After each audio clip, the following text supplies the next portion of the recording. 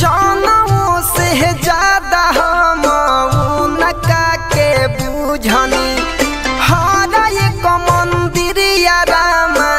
उनके ला पूजनी कि कहाँ कहाँ मंगनी ना तुह से भगवान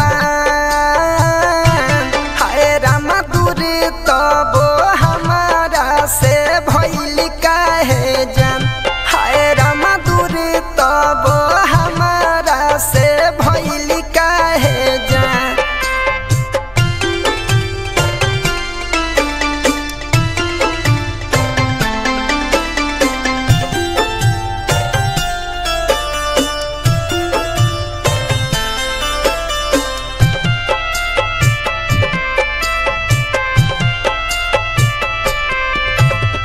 उनका बिना दुनिया वीरान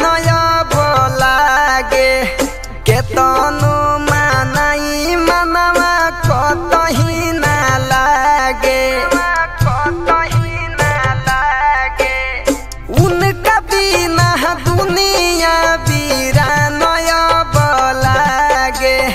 केतनो मानाई मनवा कतही ना लागे बन गइल घर अब बारे समुसान हाय रामा दूर तब हमारा से भइल काहे जान हाय रामा दूर तब हमारा से भइल काहे जान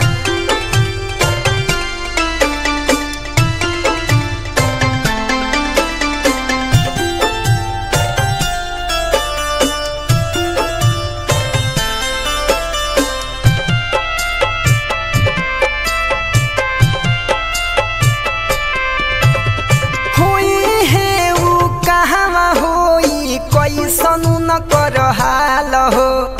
अनिल आशिकयावे उनके खयाल हो होई है वो कहाँ होई कैसनु न कर हाल हो अनिल जयावे उनके खयाल हो कि घुट घुट रोए पागल बन के